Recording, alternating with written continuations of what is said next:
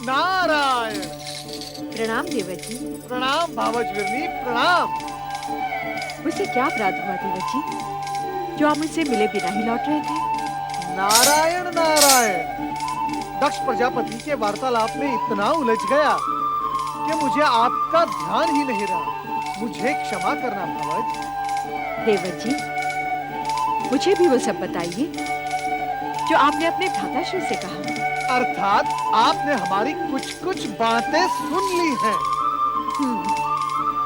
कुछ-कुछ सुन ली हैं।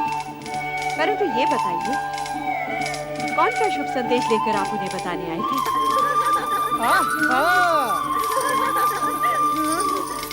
प्रणाम देवर जी। देवियों सुखी रहो। भगवान विष्णु तुम सबकी मनोकामना पूर्ण करेंगे। हमारी बहन सती का कोई संदेश लाए हैं देवर जी। नारायण नारायण। तुम्हारी बहन सती शिव जी की संगिनी बनकर संसार का सर्वोत्तम आनंद ले रही है और इससे अधिक हम कुछ नहीं बताएंगे। नारायण नारायण। इससे अधिक हम कुछ जानना भी नहीं चाहते। हमारी बहन सुखी रहे, बस यही हम सबकी इच्छा है। क्यों माताश्री? हाँ बेटी, आज देवर जी ने ये शुभ समाचार सुनाकर हमारी सारी आशंकाओं का अंत किया है। आप हमारे धन्यवाद के पात्र हैं देवर जी। धन्यवाद के पात्र है तो देवर्षि का अतिथि सत्कार तो होना ही चाहिए। आइए देवर्षि, आज हम सब आपका मुंह मीठा कराएंगे। नारायण नारायण। देवियों, ये शुभ अवसर अब तुम्हारे विवाह में ही आएगा। अब मुझे आज्ञा दे। सुनिए तो देवर जी, इन देवियों के विवाह की तैयारियां कीजिए, अन्यथा विलंब हो जाएगा भावज। नारायण नारायण। रोहिणी, नारद जी किसके विवाह की बात कहकर गए अभी अभी? मैं क्या जानूं, तुम ही पूछ लो ना माताश्री से। तुम सबके विवाह की बात कर रहे थे देवर जी, और उनकी भविष्यवाणी कभी असत्य नहीं होती, समझी?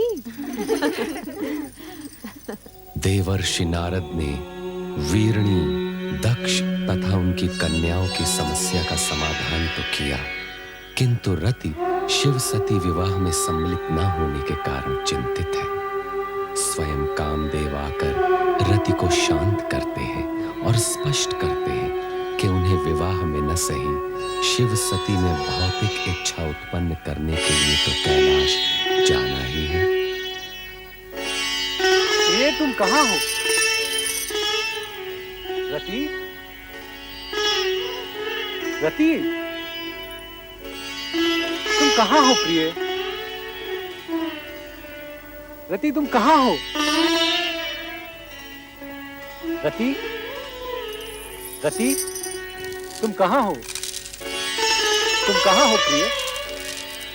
प्रिय, तुम कहाँ हो? अरे तुम यहाँ हो? क्या बात है रति? तुम मुझसे रुष्ट हो? अरे कुछ तो बोलो, तुम्हारा ये मौन मुझे व्यथित कर रहा है। हाँ, मैं आपसे रुष्ट हूँ। मेरी त्रुटि? शिव सती के शुभ विवाह पर स्वर्ग के सभी देवी देवता और अप्सराएं सम्मिलित हुई, किंतु ना आप गए ना ही मुझे जाने दिया। क्यों स्वामी? इसलिए कि हमें ऐसा ही आदेश किसका? परमपिता ब्रह्मा जी का। उन्होंने कहा था कि हमारी उपस्थिति की आवश्यकता शिव सती विवाह के पश्चात ही है। इस बात से परमपिता का तात्पर्य? हमें ही अपने हाव भावों, संकेतों और पुष्प बाणों की वर्षा से शिव और सती में मिलन इच्छा जागृत करनी होगी। उन्हें दाम्पत्य धर्म के निर्वाह के लिए प्रेरित करना होगा। देव मनमत, देवी रति, परमपिता ब्रह्मा जी ने हम तीनों को तुरंत कैलाश पर्वत पहुंचने का आदेश दिया है। वसंत, परमपिता ब्रह्मा के आदेश का पालन हम अवश्य करेंगे। हम तीनों कैलाश जाएंगे।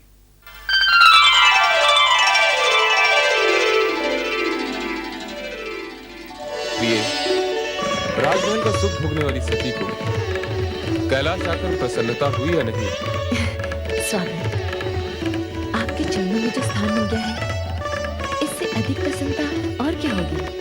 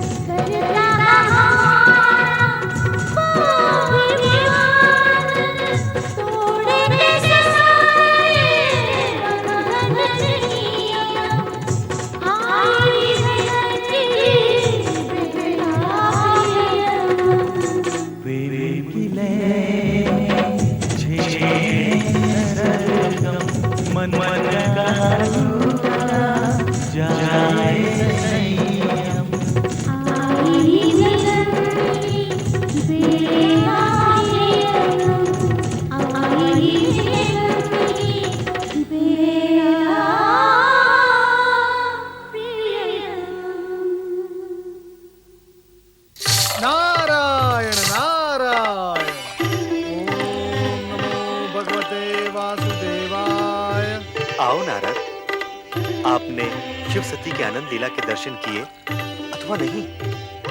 प्रभु, वो एक अद्भुत दृश्य था उस आनंदमय रूप में अलौकिक नवदंपति को देखना स्वयं में एक विचित्र अनुभव था। तो क्या आप इस आनंद लीला का रहस्य समझे नारद? नारायण नारायण, मैं बाल ब्रह्मचारी भला इस गूढ़ रहस्य को कैसे समझ पाऊंगा? श्री हरि, आप इस पर तनिक प्रकाश डाले तो अच्छा होगा। यह प्रकृति और पुरुष का संगम है। इनकी यह आनंद लीला सृष्टि में नूतन घटनाओं का सृजन करेंगी। क्या इस सृजन का संबंध विष्णु प्रिय लक्ष्मी के आगमन से है? देखिए आगे क्या होता है। सत्य है प्रभु, सत्य है। भविष्य की बात तो भोलेनाथ ही जाने, परंतु श्रीहरि, आपके मन की बात कुछ कुछ मैं समझ गया हूँ, परंतु शिव सती की लीला का रहस्य समझना निस्संदेह कठिन है। नारायण नारायण।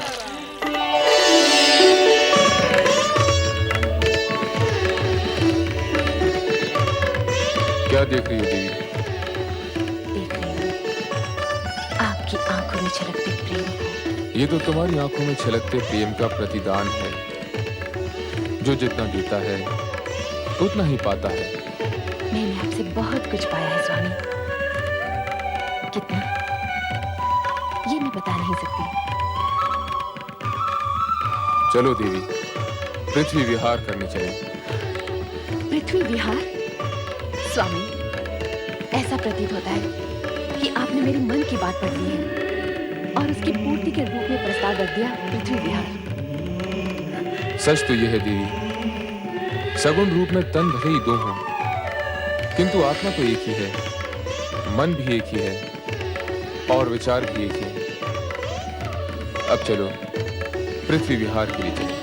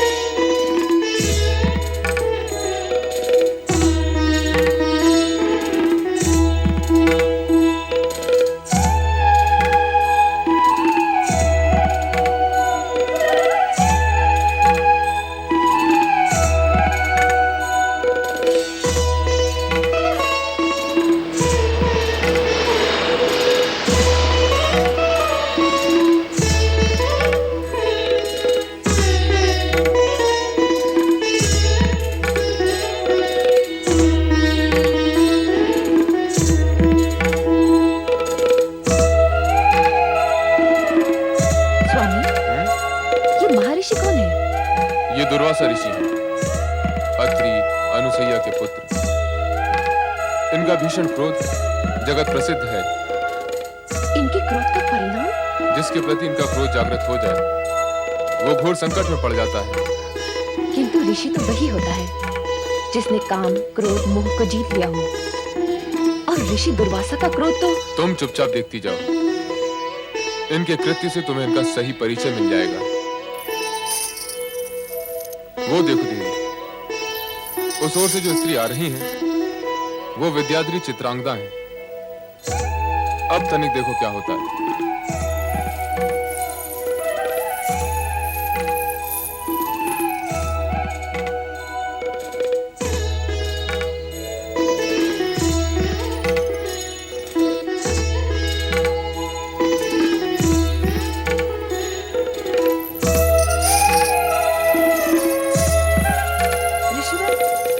मेरा प्रणाम स्वीकार करें। तुम्हारा कल्याण हो। इस अकिंचन की ओर से ये श्रद्धा सुमन आपको अर्पित है, इन्हें स्वीकार करें।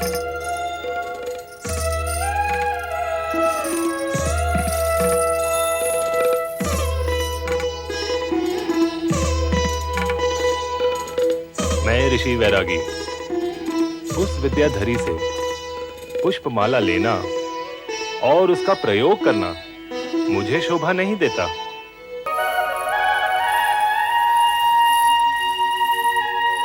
इंद्र,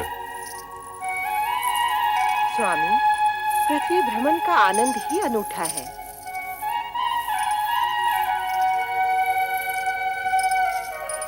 ये कथन, अरे महर्षि दुर्वासा, प्रणाम ऋषिवर। मंगल हो देवराजेंद्र। देवी शची, मैं तुम्हें एक भेंट देने का इच्छुक हूं, स्वीकार करोगे? ऋषिवर, आपकी दी हुई भेंट हम कैसे अस्वीकार कर सकते हैं?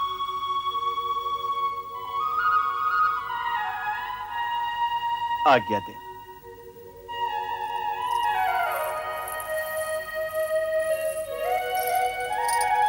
ये लीजिए देवी। स्वामी, हम देव देवियां जो नंदन वन के पुष्प दान करने के आती हैं, ऐसी साधारण मालाएं हम पर कदापि शोभा नहीं देंगी। आपको ऋषि दुर्वासा की दी ये भेंट स्वीकार करनी ही नहीं थी। आप ठीक कहती हैं देवी।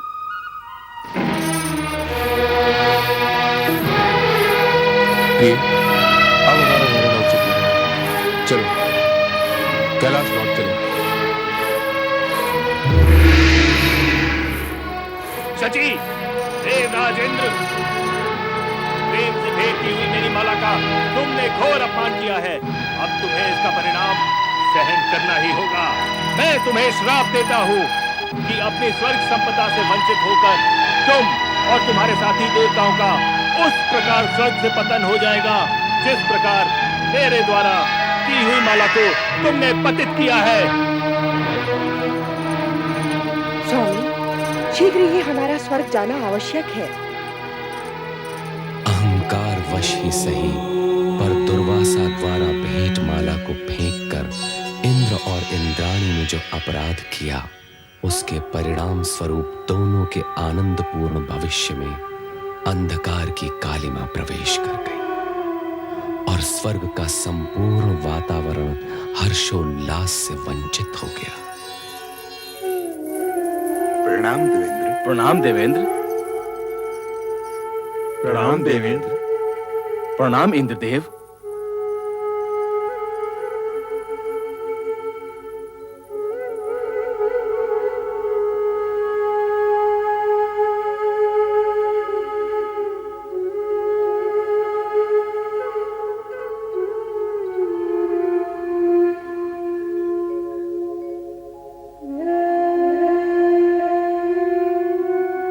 देवराजेंद्र, आपकी इस सुशोभित सभा में आज हम एक ऐसा दृश्य देख रहे हैं जो इससे पहले हमने कदापि नहीं देखा। उल्लास और विलास के स्थान पर आज आपके मुख पर विषाद की रेखाएं क्यों प्रतीत हो रही हैं? वो इंद्रलोक जिसकी प्रत्येक दिशा में आनंद स्वयं आनंदित होकर हर पल विराजमान रहता था, प्रतीत होता है वो कहीं लुप्त हो गया है। देवेंद्र, आपके साम्राज्य का कण कण जहाँ क्षण प्रतिक्षण अनुपम सौंदर्यवती अप्सरा के रूप में गुणगान किया करता था, जहाँ गीत, संगीत, नृत्य की स्वर लहरियां सदैव गुंजायमान हुआ करती थी, वहीं आज अशुभ रुदन स्वर जैसे चारों ओर ध्वनित हो रहा है। और देवी इंद्राणी भी भविष्य में घटने वाली किसी घटना की शंका से ग्रस्त दिखाई दे रही हैं। देवेंद्र, इन समस्त स्थितियों का क्या कारण है? देव, आपका ये मौन किसी अनिष्ट का संकेत दे रहा है। यदि आपने मौन व्रत धारण किया है तो हम सबके आग्रह से अपना ये व्रत त्याग दीजिए और हमें बताइए, इंद्रलोक में जो विपरीत परिस्थिति बनाई है, इसके मूल में क्या कारण है? आदरणीय मेघदेव, वरुण देव, वायुदेव, अग्निदेव एवं देवगुरु बृहस्पति जी, आप सभी ने हम दोनों की मनोस्थिति को जानकर जो भी कुछ कहा है वो शब्दशः सत्य। अर्थात मैं और इंद्राणी इस समय अत्यधिक व्यथित, चिंतित एवं कुंठित हैं। कारण यह है कि अब स्वर्ग पर हमारा अधिकार नहीं रहेगा। ये आप कैसे अशुभ वचन बोल रहे हैं देवेंद्र? देवगुरु, मैंने जो कुछ भी कहा है उसमें लेश मात्र भी असत्य नहीं है। महर्षि दुर्वासा के श्राप से यह दुर्घटना किसी भी क्षण घटित हो सकती है। महर्षि दुर्वासा के श्राप से? और हम इंद्राणी के कहने में आकर भूलवश दुर्वासा ऋषि द्वारा भेंट की हुई माला का अनादर कर बैठे। हमें ये श्राप दिया है कि दानवों का बल देवताओं की अपेक्षा दोगुना हो जाएगा और हम अपने समस्त देवगणों के साथ इस स्वर्गलोक से सदा सर्वदा के लिए वंचित हो जाएंगे। देव, आपने ये कैसा अनर्थ कर डाला? महर्षि दुर्वासा का श्राप कभी मिथ्या नहीं हो सकता। वो अपना प्रभाव अवश्य लाएगा। उनके श्राप से मुक्ति निवारण का कोई उपाय नहीं, कोई उपाय नहीं। अब स्वर्गलोक अवश्य नष्ट भ्रष्ट हो जाएगा देवराज इंद्र। हम सभी को इस स्वर्ग संपदा से सदैव के लिए वंचित होना पड़ेगा।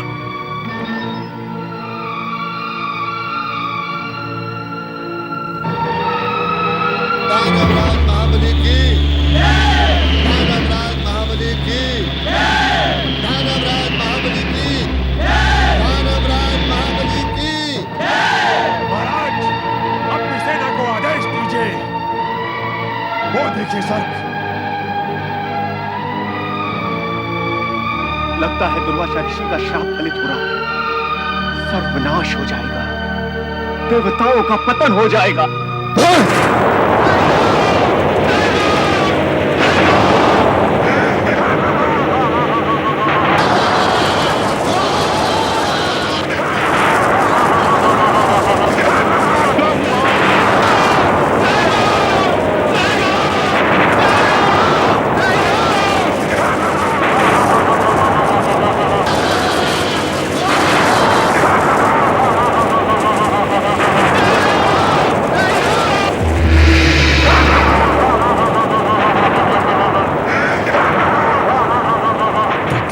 अटूट नियम के अनुसार अब कर्म का परिणाम अशुभ ही होता है। दुर्वासा ऋषि के श्राप के फल स्वरूप स्वर्ग पर असुरों के अधिकार के पश्चात इंद्रादि को स्वर्ग त्यागना पड़ा।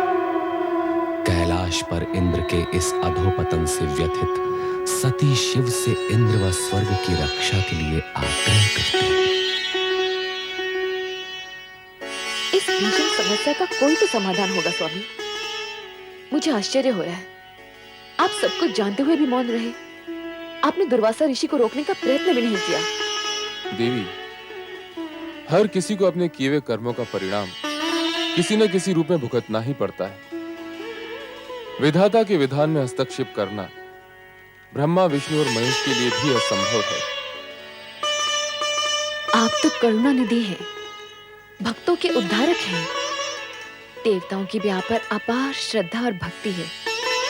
उन्हें संकट से उबारना आपका परम कर्तव्य है। जब हमारे उन भक्तों को हमारे पास आने की प्रेरणा मिलेगी, तब हम अपना ये कर्तव्य अवश्य निभाएंगे। परंतु समय से पहले देवताओं को स्वर्ग सुख का अधिकार नहीं मिल सकता। असुराधिराज, स्वर्गाधिपति महाराज बलि की जय। असुराधिराज, स्वर्गाधिपति महाराज बलि की जय। महाराज बलि की जय। महाराज बलि की जय।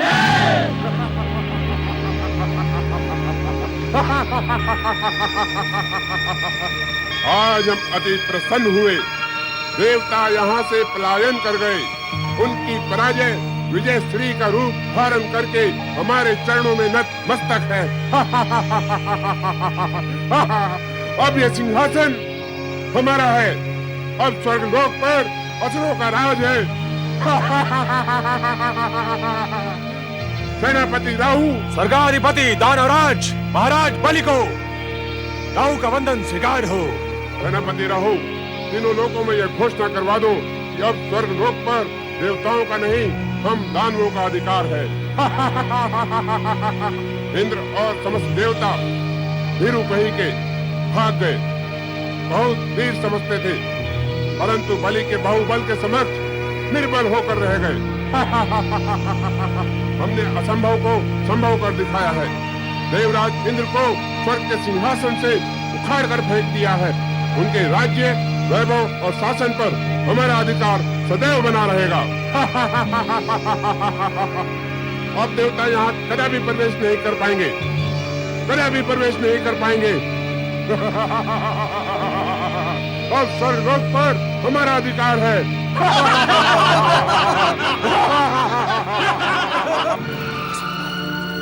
असंभव! स्वर्ग से हमें अपदस्थ करना असंभव है। स्वर्ग हमारा है, इस स्वर्ग पर हमारा जन्म सिद्ध अधिकार है। असुरों की प्रकृति निरंकुश है, उन्हें नियमों में बांधना कठिन है, वो बलशाली भी है। उनकी आसुरी शक्तियों से जीतना हम देवताओं के लिए असंभव है। ऐसी बातें करके आप हमारे मनोबल को ना गिराइए वरुण देव। हम ब्रह्मदेव की शरण में इसीलिए आए हैं कि वो हमारा मार्गदर्शन करे और इस संकटकालीन स्थिति से हमें उबारे। पता नहीं देव ऋषि मारते समय कहां हूं। अपनी वाक्पटुता से किसी को प्रभावित करने की कला जो उनके पास है वो हम में से किसी के पास भी नहीं है। नारायण नारायण। धन्यवाद स्वर्गाधिपति इंद्र, धन्यवाद। किसी भी संदर्भ में आज आपने इस हरिभक्त नारद की प्रशंसा तो की। आइए परमपिता ब्रह्मा के समक्ष अपनी समस्या रखें। आइए। नारायण नारायण नारायण नारायण। परमपिता ब्रह्मा, आज देवराज इंद्र और समस्त देवगण आपके समक्ष एक गंभीर समस्या लेकर उपस्थित हुए हैं। हे सृष्टिकर्ता ब्रह्मा जी, हम पर घोर अत्याचार हुआ है। आपको ये जानकर अत्यंत दुख होगा कि हम पर अत्याचार करने वाला आप ही से उत्पन्न ऋषि अत्रि का पुत्र है। हम दुर्वासा के क्रोध से भली भांति परिचित हैं। किंतु ब्रह्मदेव, सर्वप्रथम तो एक ऋषि को अपने क्रोध पर ही विजय पानी चाहिए। दूसरी बात ये कि क्रोध करने का कोई कारण भी तो होना चाहिए। किंतु दुर्वासा ने तो हम पर अकारण ही क्रोध किया है और हमें श्राप देकर असुरों के लिए स्वर्ग का मार्ग प्रशस्त किया है। देवराज, क्या दुर्वासा के उग्र स्वभाव से आप परिचित नहीं? क्षण मात्र में क्रोध की ज्वाला उनके मन में प्रकट हो जाती है। इस बात का आपको ध्यान रखना चाहिए था। दुर्वासा का श्राप तो एक निमित्त मात्र है सरस्वती। देवराज, स्वर्ग से आप लोगों के निष्कासन का कारण आपके अपने कर्म हैं। हमारे कर्म पालन में कौन सी त्रुटि रह गई महाराज? हमारे कर्तव्यों में कहां खोट आ गया? देवराज, सबसे बड़ा खोट तो यही है कि आप लोगों ने अपने अधिकारों के उपयोग पर तो पूरा ध्यान दिया, किंतु अपने कर्तव्यों की उपेक्षा ही कर दी। देवी सरस्वती, आपका क्या विचार है? आप सत्य कह रहे हैं ब्रह्मदेव। भोग, विलास, आनंद क्रीड़ाओं में रमे देवगण ये भी भूल गए कि इंद्रासन को अपनी जगह पर टिकाए रखने के लिए देवताओं को धर्म, कर्म, पुण्य और जन कल्याण का भी पूरा पूरा ध्यान रखना पड़ता है। ये माना कि हमसे कुछ त्रुटियां हुई हैं, किंतु इसका अर्थ ये तो नहीं कि देवताओं से उनका स्वर्गलोक छीन लिया जाए, असुरों को असुरलोक बनाने की छूट दे दी जाए। शांत देवराज, शांत। जो घटित हो गया उसे बदला नहीं जा सकता। अब इस विषय में और अधिक विचार विमर्श करने के लिए आप लोगों को भगवान विष्णु के पास जाना। वो देवताओं के परम हितैषी एवं शुभ चिंतक। हे चतुर, यदि नारायण के सम्मुख आप ही हमारा प्रतिनिधित्व करें तो अति उत्तम होगा। भगवान श्री हरि विष्णु आपकी समस्या से अवगत हैं देवराज। आपको मार्गदर्शन मिल गया, किंतु उस पर चलना आप ही का। हमें विश्वास है चतुर्भुजधारी विष्णु आपकी समस्या का कोई न कोई समाधान अवश्य ढूंढेगा। जाइए बैठो।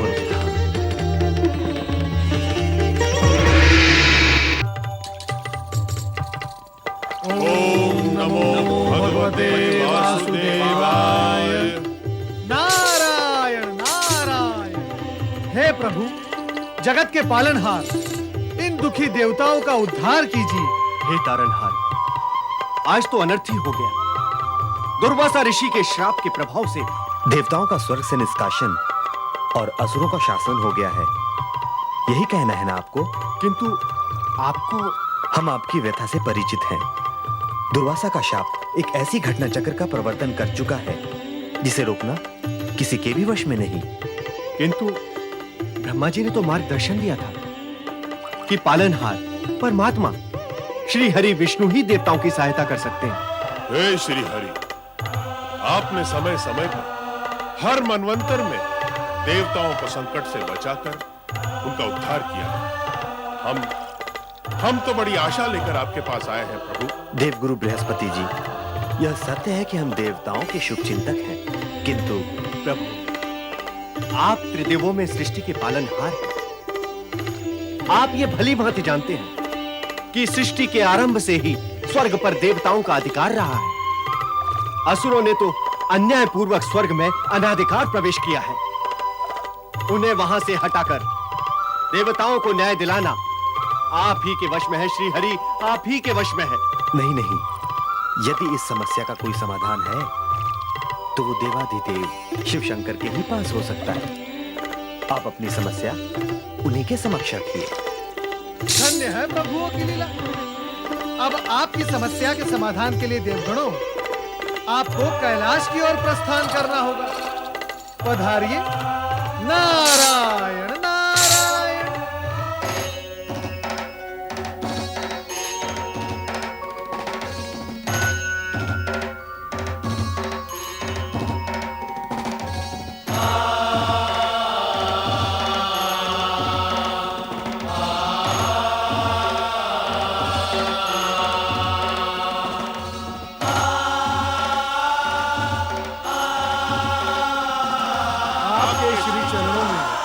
हमारा अभिवादन स्वीकार हो देवी सती।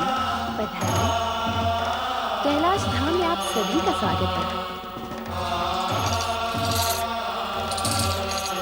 देवराज और देवगणों के साथ जो अन्याय हुआ है उसका मुझे अत्यधिक दुख है। इस विषय में मेरे स्वामी से भी चर्चा हुई थी।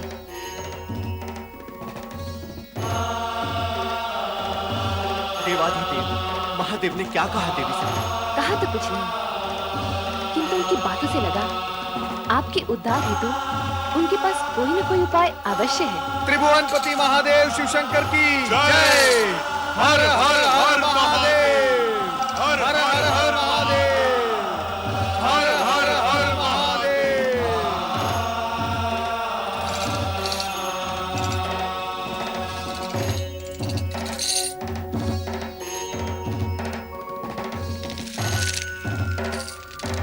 चराचरपति महादेव, इन देवताओं पर वज्रपात सा हुआ है। अपने ही निवास से निष्कासित दिनहीन भटकते हुए श्री हरि के आदेश अनुसार आपके पास बड़ी आशा लेकर आए हैं। प्रिय नारद, जो भी घट रहा है नया नहीं है। अच्छाई और बुराई का संघर्ष तो सदा ही चलता रहा है। कभी अच्छाई का पलड़ा भारी तो कभी बुराई का। किंतु सदाशिव, हमने किसी का क्या बुरा किया था कि क्रोध में ऋषि दुर्वासा ने इतना बड़ा श्राप दे दिया? हम देवों के साथ इतना बड़ा अन्याय? जो अन्याय आपके साथ हुआ है वो कभी असुरों के साथ भी हुआ था। अतः अब जो न्याय होगा वो सुरों असुरों के समान अधिकारों को ध्यान में रखकर ही होगा।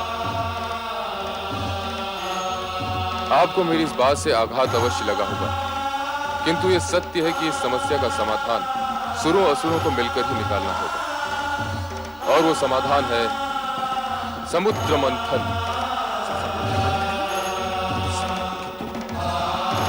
भयभीत होने की आवश्यकता नहीं। समुद्र मंथन के बाद कई ऐसी घटनाओं का जन्म होगा जो देवताओं के हित में होंगी। समुद्र से निकलने वाले रत्नों का विभाजन सुरों असुरों की योग्यता के अनुसार ही होगा। क्यों देवराजन, आपको कोई संशय है? नहीं देवाधिदेव, किंतु असुरों का सेनापति राहु हठी स्वभाव का है। समुद्र मंथन का ये प्रस्ताव उसे स्वीकार होगा या नहीं, मुझे इसमें संशय है प्रभु।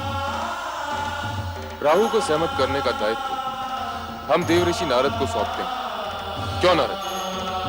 मैं अवश्य प्रयास करूंगा महादेव कि असुर सेनापति राहु समुद्र मंथन के प्रस्ताव को मान ले। दुष्ट देवताओं का कोई भी प्रस्ताव हमें स्वीकार नहीं। समुद्र मंथन का मत भी हमें स्वीकार नहीं। लगता है इसमें भी देवताओं का कोई नवीन षड्यंत्र है। नारायण नारायण, इतने शक्तिशाली होने पर भी देवताओं से भयभीत हो रहे हो? कदापि नहीं। हमारे द्वारा देवताओं को स्वर्ग से बाहर खदेड़ना इस बात का ठोस प्रमाण है कि हम देवताओं से अधिक शक्तिशाली हैं। वास्तव में तुमने तो होनी को अनहोनी कर दिखाया है। दुर्वासा के श्राप से प्रेरित होकर एक बड़ी चुनौती स्वीकार की है और उसमें विजय भी हुए हो। नारायण नारायण। निश्चित ही विजय हुए। मैं एक बात सोच रहा हूँ, तुम दानव यदि शक्तिशाली हो तो देवगण बुद्धिमान ज्ञानवान, तुम दानव एक स्वर्ग लेकर यहाँ मोद मनाते बैठे रहोगे और वहाँ देवगण समुद्र मंथन से 100 स्वर्ग उत्पन्न कर डालेंगे। सत्य तो यह है कि आरंभ में देवताओं को भी कोई रुचि नहीं थी, परंतु भगवान शिवशंकर ने जब समुद्र मंथन से उत्पन्न होने वाले दुर्लभ पदार्थों की बात कही तो देवता सहर्ष मान गए।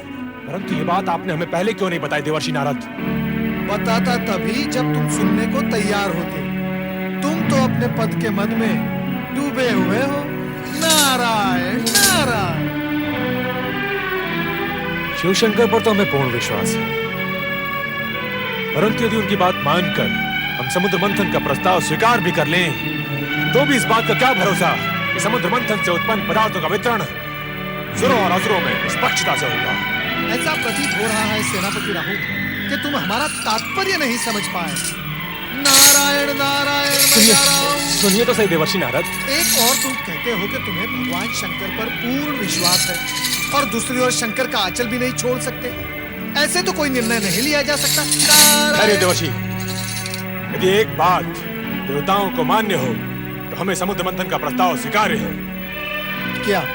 यही कि समुद्र मंथन से पहले हम स्वर्ग लोक नहीं छोड़ेंगे। इसका निर्णय तो भगवान शिवशंकर ही करेंगे और तुम ये भली भांति जानते हो और मानते भी हो कि वे निष्पक्ष नहीं। अब क्या कहें इसे, दानवों का दुर्भाग्य या देवों का भाग्य कि समुद्र मंथन से उत्पन्न होने वाले दुर्लभ पदार्थ मात्र देवों को ही प्राप्त होने की परिस्थितियां निर्मित हो रही हैं। धन्य हो प्रभु, धन्य हो। दानव अपने दुर्भाग्य का द्वार स्वयं खटखटाने जा रहे हैं। नारायण। देवर्षि नारद, मैं इस विषय पर एक बार शिवशंकर से बात करना चाहता हूँ। शुभस्य शीघ्रम। देवादिदेव महादेव और सेनापति राहु एक दूसरे से भली भांति परिचित हैं। चलो चले कैलाश। ओम नमः शिवाय। कैलाश। जाइए असुर सेनापति राहु, मुझे शिवशंकर से भेंट करनी है। कैलाशपति अभी ध्यान में है, तुम्हें प्रतीक्षा करनी होगी। बात महत्वपूर्ण है, मैं प्रतीक्षा नहीं कर सकता। शिवशंकर, महेश्वर, मेरा बात मत रुको, नहीं तो अनिष्ट हो जाएगा। नारायण नारायण नारायण नारायण। शांत हो जाओ, शांत हो जाओ। अतिथि के साथ ऐसा व्यवहार शोभा नहीं देता। किंतु ऋषिवर, ये हमारे शिवजी के ध्यान में बाधा डाल रहे हैं। इनसे कहिए कि बाद में आए। नारायण नारायण, ये बाधा नहीं डालेंगे। महादेव शिवशंकर की आज्ञा से ही वे यहाँ पधारे हैं। पधारिए पधारिए राहु, पधारिए।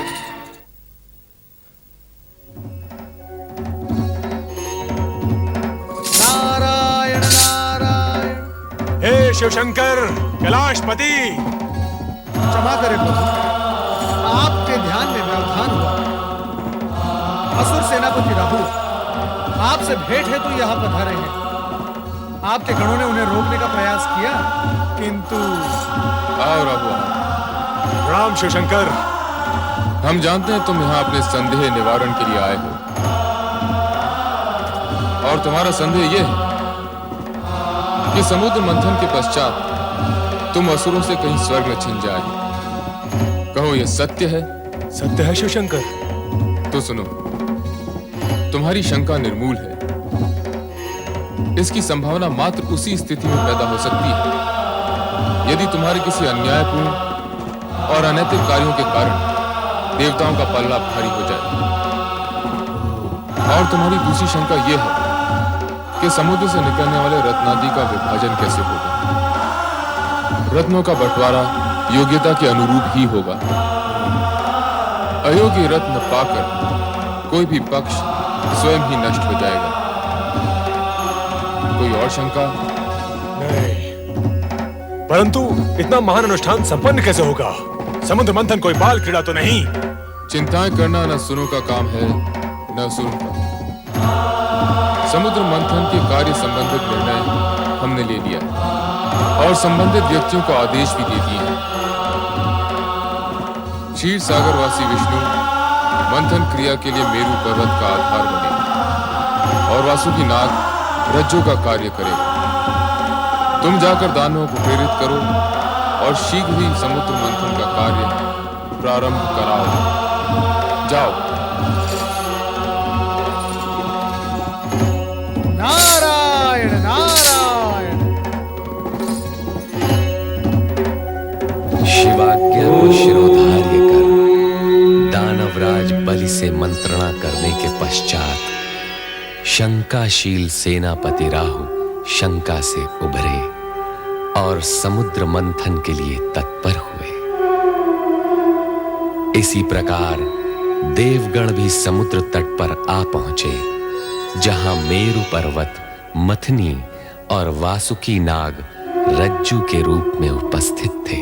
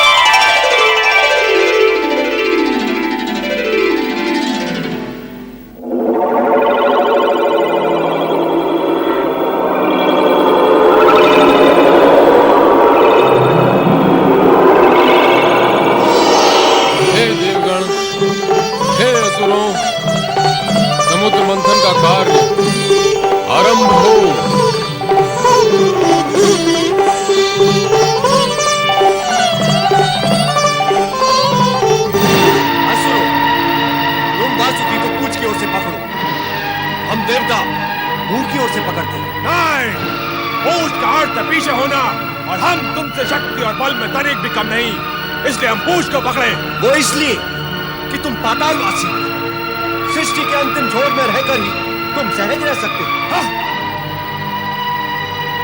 कान में कौन सा मंत्र फूंक रहे हो मुनिराज? मंत्र? नारायण नारायण। मैं तो देवताओं से ये कहना था, तुम चाहे अपनी जितनी भी प्रशंसा कर लो, परंतु असुरों के समक्ष शक्ति में तुम शून्य हो, शून्य। आग और विष उगलते हुए वासुकी का मुंह पकड़ना देवताओं के बस की बात नहीं। नारायण नारायण। बहुत प्रसन्न हुए कि आज देवताओं को उनकी हीनता का ज्ञान तो हुआ। तुमने हमें हीन कहा? तो सबसे पहले यही बात सिद्ध कर ली जाए कि कौन शक्तिशाली है और कौन नहीं।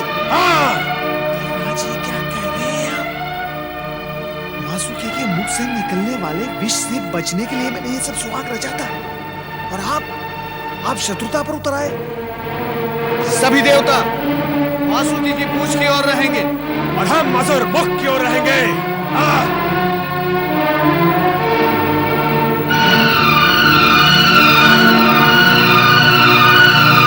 भगवान शिव शंकर की कृपा से समुद्र मंथन की आज्ञा पूर्व ही मिल गई है।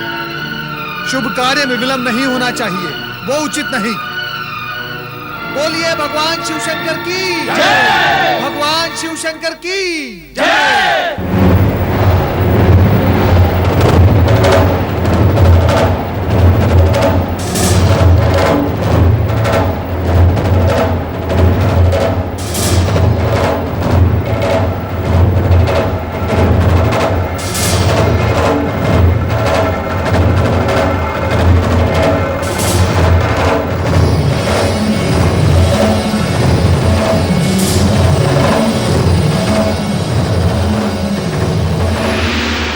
पकड़ने का निर्णय हमने उचित नहीं लिया, किंतु पीछे हटना भी तो संभव नहीं।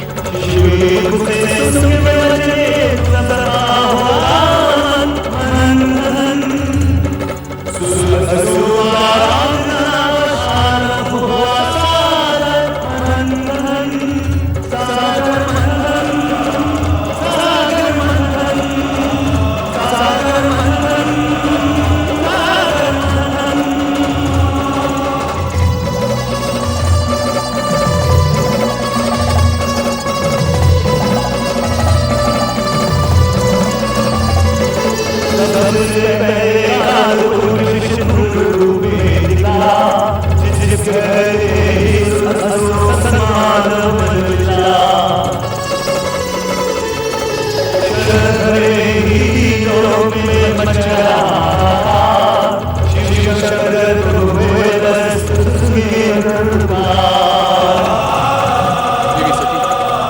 विष इस सृष्टि का नाश कर देगा।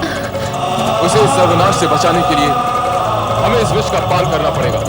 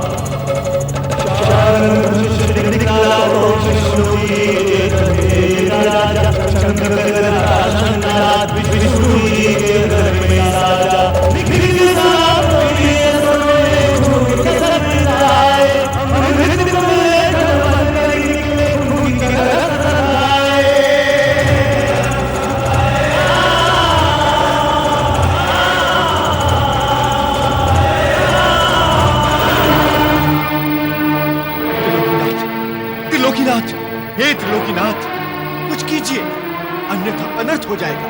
हे जगदीश्वर, राक्षसों को यदि अमृत कलश प्राप्त हो गया तो उसे पीकर वे अमर हो जाएंगे और इन देवताओं के लिए नई बाधाएं उपस्थित हो जाएंगी। चिंता न करो नारद, अमृत देवताओं को ही प्राप्त होगा। देवगणों से कहो कि वे पंक्ति में बैठ जाएं।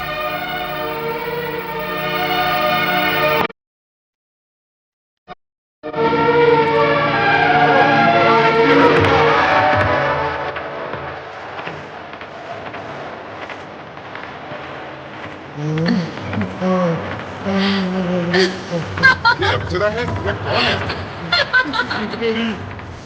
इस लोक से आई है ये समुद्र से।